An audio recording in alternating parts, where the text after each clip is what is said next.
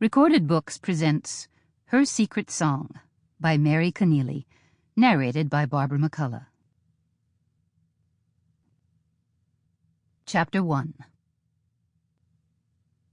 March, 1874, Hope Mountain, near Bucksnort, Colorado, near Grizzly Peak, Colorado.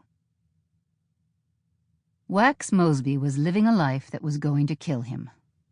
Probably shot in the back by one of the men he worked with. If he wanted to live, he had to get away from here, and his time was running out. But before he could leave, he had to go up. His honor demanded he face the wardens, and his gut told him they were at the top of the mountain. He'd put off the treacherous climb all winter. You could hardly tell it by the remaining snowdrifts, and he'd lost track of what day it was, but the hours of daylight and dark were nearly even. It had to be almost spring. If he put off his climb any longer, riders would finally get through the snow-packed trail from Bludgeon Pike's ranch. Wax didn't want to be around when they got here. He had to find Quill Warden, hopefully alive, and learn the truth about Pike's land grab. He hiked toward the base of the mountain, the snow getting deeper and the trail getting steeper with each step. Looking up, he knew he'd only just begun. Foolish idea climbing up there. What in the world was he doing? Finding the wardens, that was what. And he'd do it.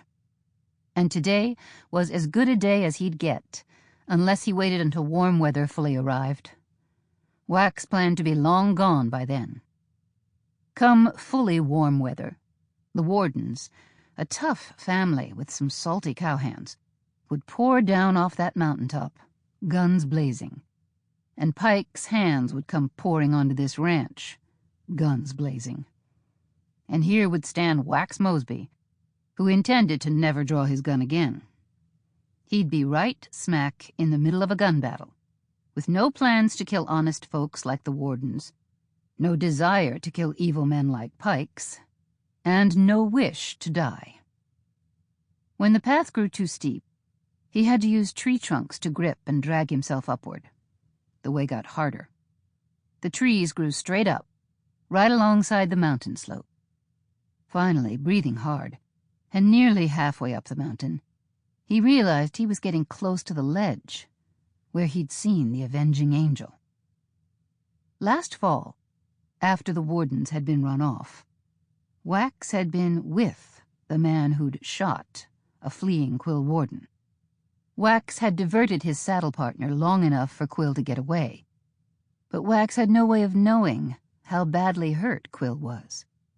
He stuck to his horse, so Wax hoped the man had survived the ugly bullet shot at him from behind by that coward gunman hired by Pike, Smiling Bob. A few days after the shooting, Wax, along with Smiling Bob and Canada Phelps, had come to look around the cabin. Wax, being an uncommonly watchful man, spotted a man sitting on the ledge Wax was right now climbing for. To Wax's mind, God had perched an angel up there. Even now, a chill ran up and down Wax's spine that had nothing to do with the cold wind. That angel had looked down on Wax and judged him for an unrepentant sinner. And that had set Wax on a path to redemption. When Pike had sent Wax over here to live for the winter, he'd spent his time figuring out he had to change his life. No more hiring out his gun. He'd be a different man when he got out of here in the spring. But first, the wardens had to be found. Wax felt as if it were a charge straight from God. He had to talk to them before the shooting started, but the mountain still waited between them.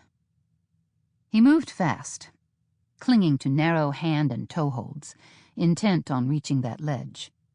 He was still a few feet away when he heard hoofbeats below. Turning, his hold on the mountain unsure, he studied the trails around the ranch yard and saw 5 riders. Mean-looking, polished-looking. Sample complete. Ready to continue?